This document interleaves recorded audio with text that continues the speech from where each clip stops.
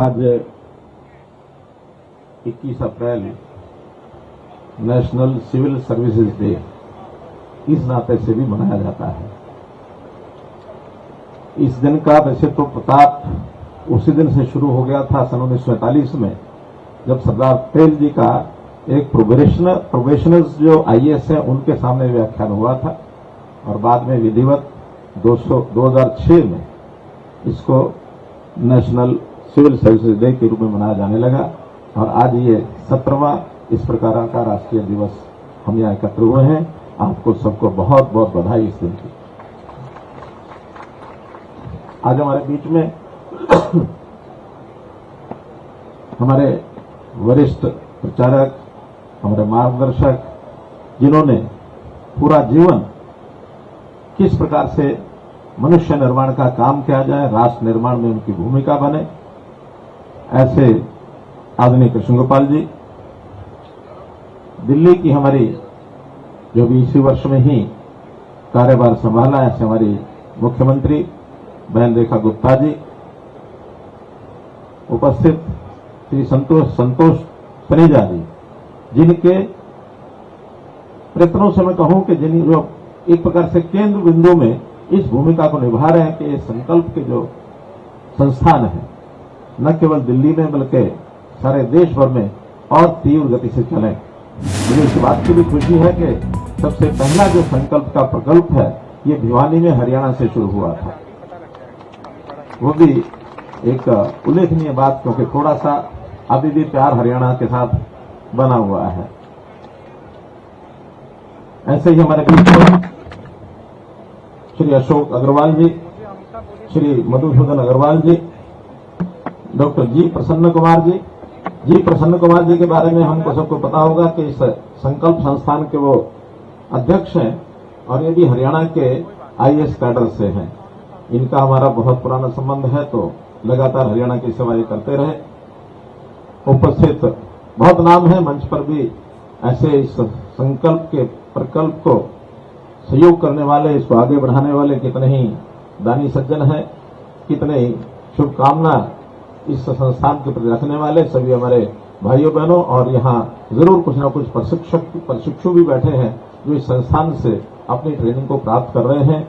आज के दिन आप सबका अभिनंदन, आपको सबको मैं बधाई देता हूं कि आज ये जो नवनिर्मित भवन है, संकल्प का नवनिर्मित भवन, जिसका नाम भी संकल्प भवन रखा गया है, तो इस नाते से इसके उद्घाटन के अवसर पर माननीय कृष्ण गोपाल जी हमारे बीच में हैं। पूज्य सरस्वती चालक जी ने इसका शिलान्यास किया और आज आपके द्वारा इसका विधिवत उद्घाटन हुआ।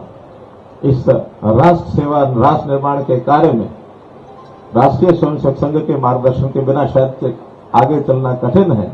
तो इस प्रकार से आपका इस कार्यक्रम में हम लोगों को आने का जो अवसर मिला है, इसके लिए मैं भी अपने आप को धन्य मानता हूं। ये जो संकल्प का प्रशिक्षण केंद्र, इसका जो छात्रावास है, खास करके बेटियों के लिए जो बना है, ये और इसकी आवश्यकता और जो मांग थी उसको आज पूरा किया गया है। क्योंकि ट्रेनिंग के लिए घर से बाहर लड़के जाते हैं तो शायद माता पिता की इतनी चिंता नहीं होती, लेकिन जो बेटियां लड़कियां बाहर जाती हैं तो उनकी सुरक्षा की चिंता उनको भी होती है। तो इस भवन बनने के बाद कम से कम माता पिता भी निश्चिंत हो गए कि हमारी बेटियां जो इस प्रकार का यानी प्रशिक्षण लेने के लिए, और एक अच्छे इस प्रशिक्षण के लिए, वो सामान्य प्रशिक्षण नहीं है, क्योंकि यहाँ के प्रशिक्षण के बाद जीवन में बहुत बड़े बड़े संकल्प एक युवा लेता है कि मैं बड़ा होऊंगा, मैं इस काम को करूंगा, इसको करूंगा, और एक आईएएस बन करके देश की सेवा करना, एक अधिकारी बनना, ये उनका संकल्प होता है। तो ये आते हैं, सब सुविधाएं यहाँ उनको मिलती हैं, शिक्षा की, अच्छे अच्छे जो शिक्षक हैं उनको यहाँ पढ़ाते हैं। तो उस प्रकार से अपने संकल्प को पूरा करने के लिए, एक अच्छा अधिकारी बनने के लिए वो आगे बढ़ते हैं। ये बात ठीक है कि सब लोगों को शायद उस प्रकार का अवसर तो नहीं मिलता होगा, लेकिन काफी लोगों को यहाँ से निकलने के बाद, चाहे आईएएस है, चाहे आईआरएस है, चाहे आईपीएस है, अथवा आईआरएस अथवा आईएफएस है, तो अखिल भारतीय जितनी सेवाएं हैं उसमें जाने का अवसर बहुत लोगों को मिलता है। उनके जीवन का संकल्प पूरा होता है। लेकिन यहां एक बात मैं जोड़ना चाहूंगा, संकल्प का भी अपना एक संकल्प है। संकल्प का संकल्प इससे पूरा नहीं होता कि आप में से निकल करके कोई अखिल भारतीय सेवा में अधिकारी बन गया। संकल्प का संकल्प कुछ और ही है, और वो संकल्प है कि इस देश की राष्ट्र के निर्माण में अपनी भूमिका निभाना, और उस राष्ट्र निर्माण में व्यक्ति निर्माण, इसकी बहुत बड़ी आवश्यकता। आईएएस तो यहां से बाहर से भी लोग बनते हैं, अधिकारी को जरूरी सारे यहीं से सब बनते ऐसा नहीं है, बाहर से भी बनते हैं, लेकिन उनकी भूमिका और यहां से निकला हुआ विद्यार्थी, यहां से प्रशिक्षित विद्यार्थी, इन दोनों में बहुत बड़ा अंतर होता है। यह एक सोच दी जाती है, एक संस्कार दिया जाता है, एक उनको जीवन मूल्यों के बारे में बताया जाता है कि हमको केवल नौकरी करनी है, इसके लिए नहीं हमको प्रशिक्षित किया जा रहा है, बल्कि उस नौकरी के माध्यम से हमको राष्ट्र निर्माण करना है। राष्ट्र निर्माण के माध्यम से राष्ट्र के लोगों की सेवा करनी है, इस समाज को कैसे आगे बढ़ाना है, क्योंकि जो भूमिका होती है आईएएस की, वो बहुत बड़ी भूमिका होती है। नेता, प्रधानमंत्री, मुख्यमंत्री, सांसद, मंत्री, ये सब एक नीति निर्देश तो बना सकते हैं, पॉलिसीज बना सकते हैं, कानून बना सकते हैं, लेकिन उसको देश में लागू करने का काम, लोगों को उसका लाभ कैसे पहुंचे, इसकी सुनिश्चितता ये जो हमारा आईएएस का जो वर्ग है, ये जो अखिल भारतीय अधिकारी है, यही करते हैं। इसीलिए सरदार पटेल ने एक वाक्य कहा था कि जो आईएएस है, it is the steel framework of the country, यानी हमारा जो ताना बाना है देश का शासन का, ये स्टील फ्रेमवर्क आईएएस का है।